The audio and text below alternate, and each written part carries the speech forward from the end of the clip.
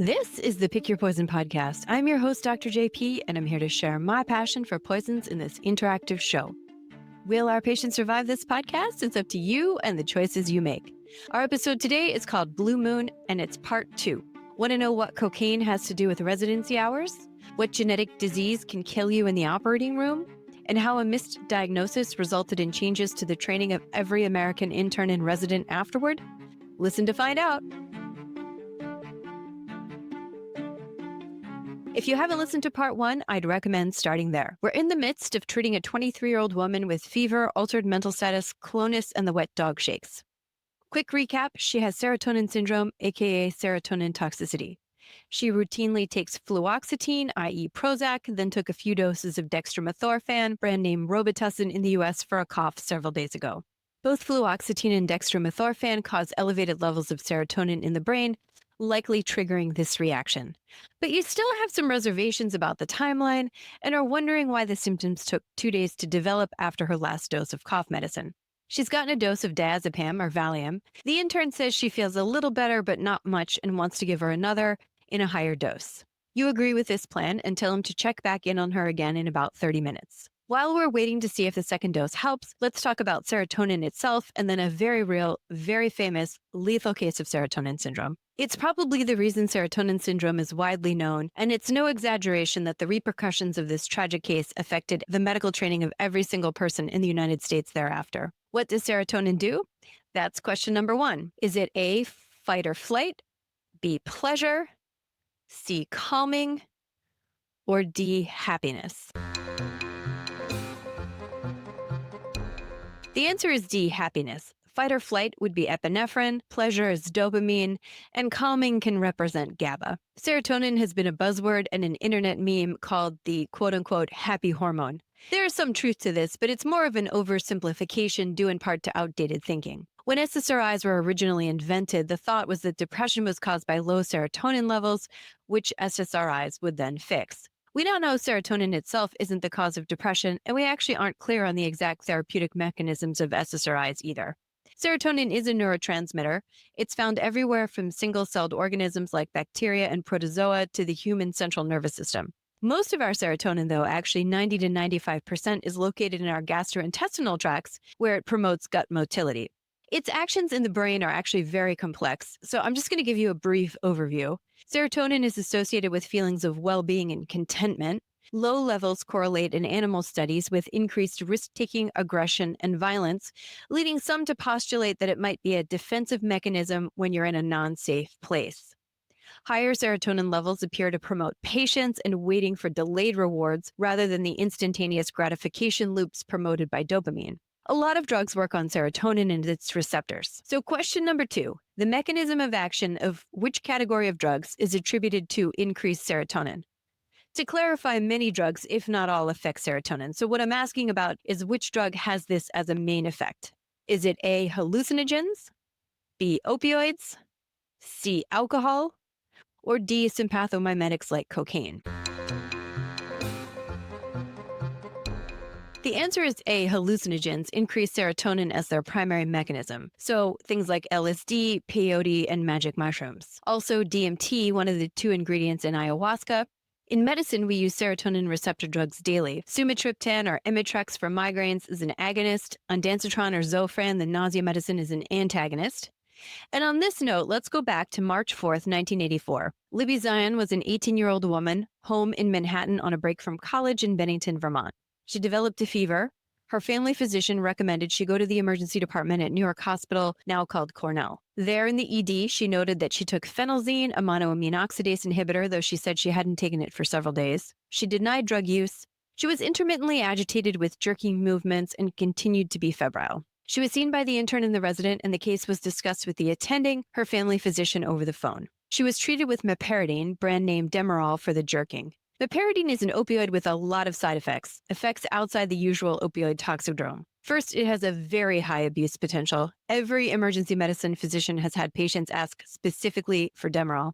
Second, it causes serotonin syndrome. And third, it causes seizures even in therapeutic doses. So it's no surprise this drug has fallen out of favor. Anyway, they gave her this and admitted her with a diagnosis of, quote, viral syndrome with hysterical symptoms, end quote.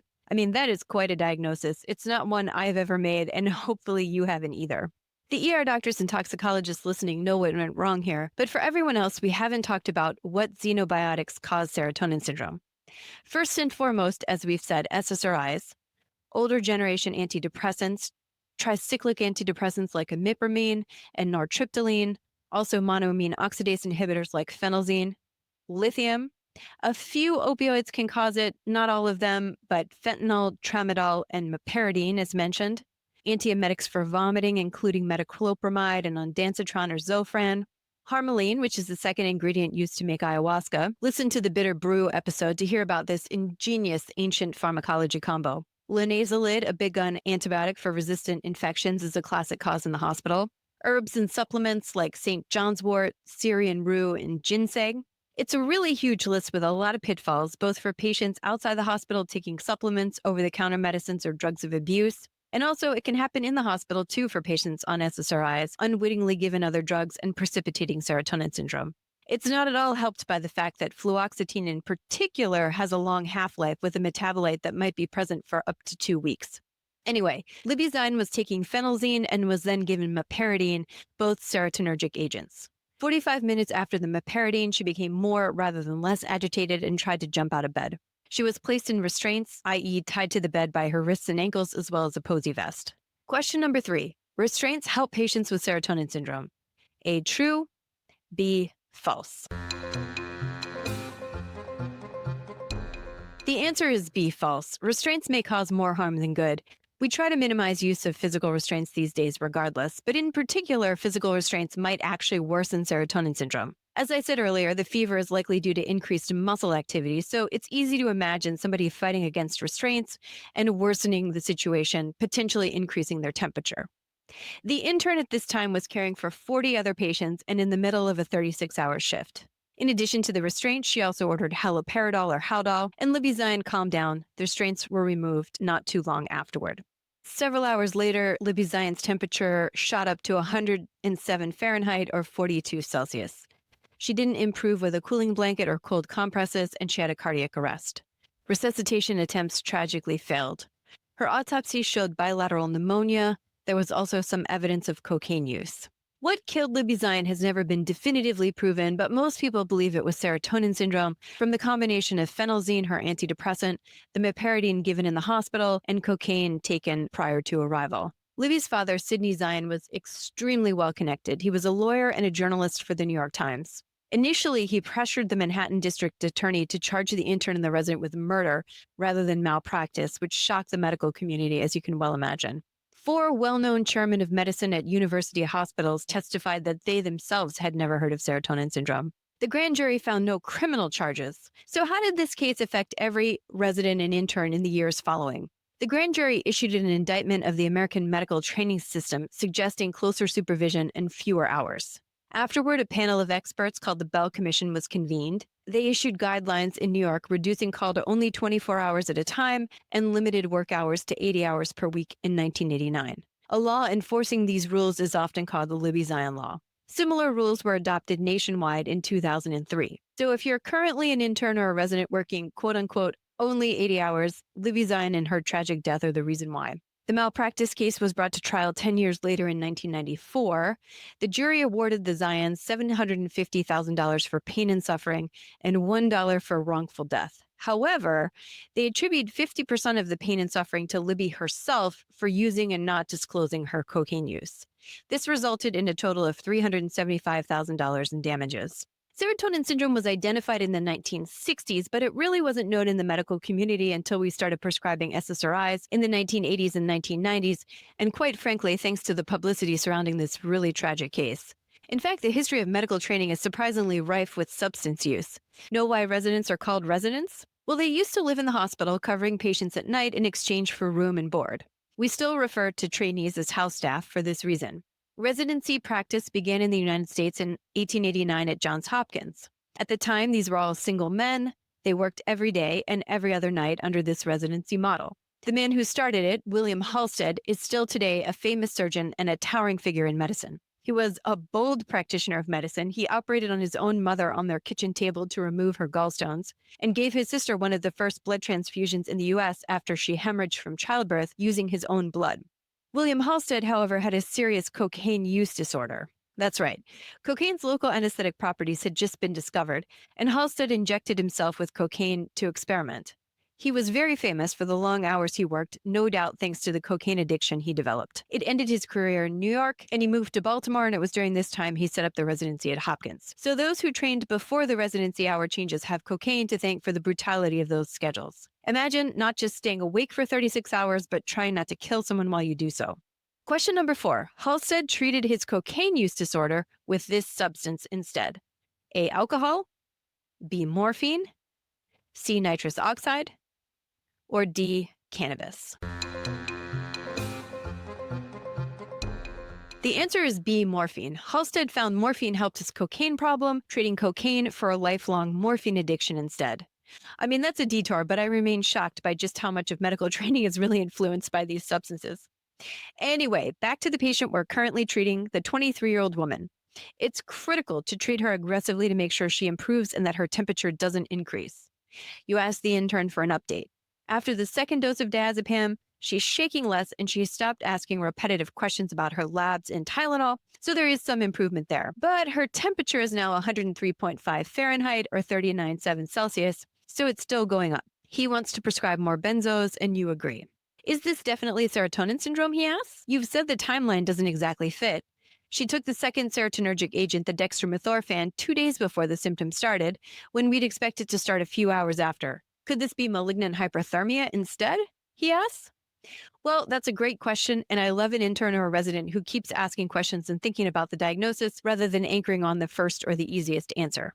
Malignant hyperthermia is a complication anesthesiologists fear because it can kill otherwise healthy patients in the operating room. It's a hereditary problem, and it's the reason they ask every patient about to have surgery if a family member has ever had a problem with anesthesia, because it happens mostly due to general anesthetic medicines.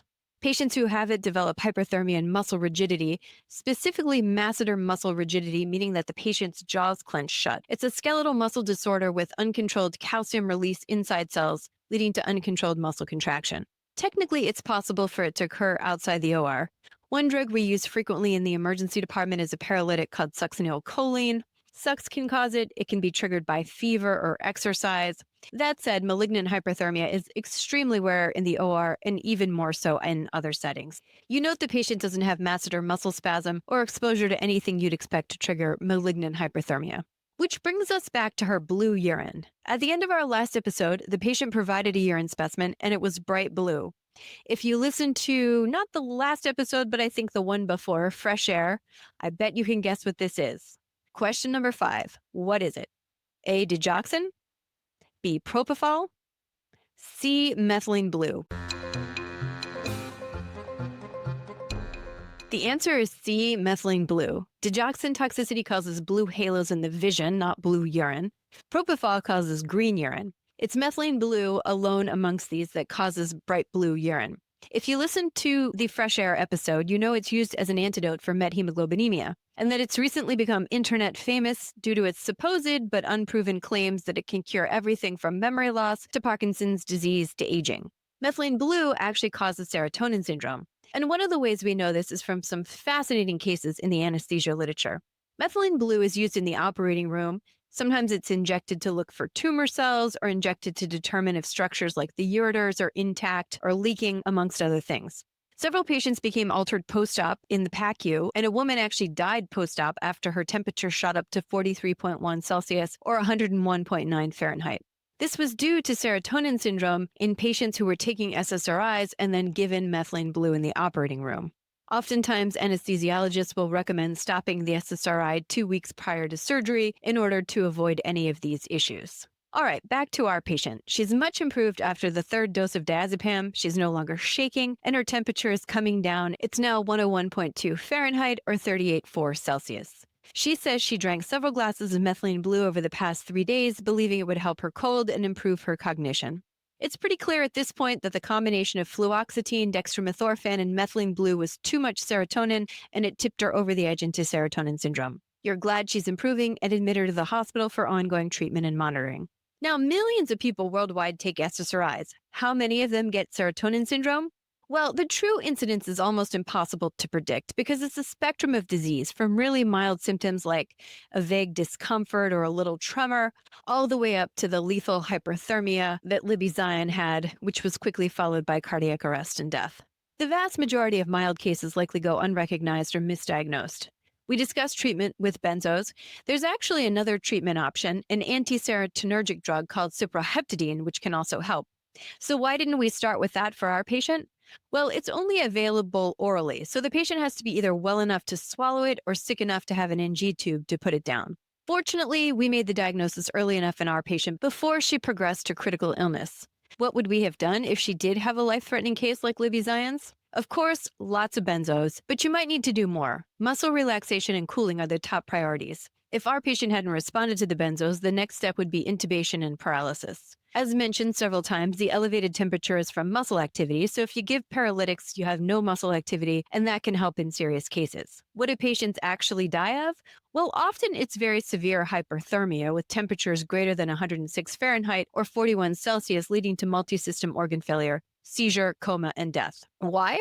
Remember the old commercial with an egg in a frying pan saying this is your brain on drugs? An egg changes from liquid and clear to white and solid because heat denatures the proteins, causing them to change shape. What happens when your body temperature gets too high? The exact same thing. All of the proteins in your body, all of them, denature and stop working. Therefore, aggressive cooling is necessary with ice baths, mists, and fans.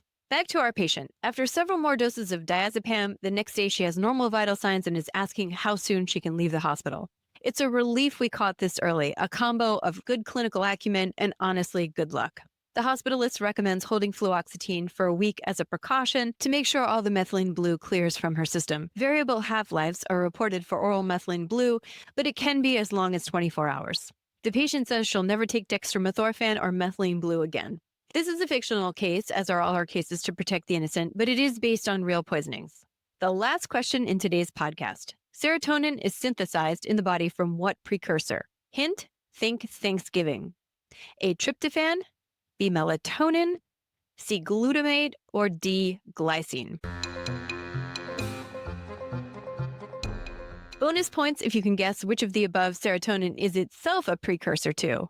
Hint, think sleep. Follow the Twitter and Instagram feeds, both at PickPoison1 for the answer. Remember, never try anything on this podcast at home or anywhere else. Thanks for listening. It helps if you subscribe, leave reviews, and/or tell your friends. Transcripts are available at pickpoison.com. While I'm a real doctor, this podcast is fictional, meant for entertainment and educational purposes, not medical advice. If you have a medical problem, please see your primary care practitioner.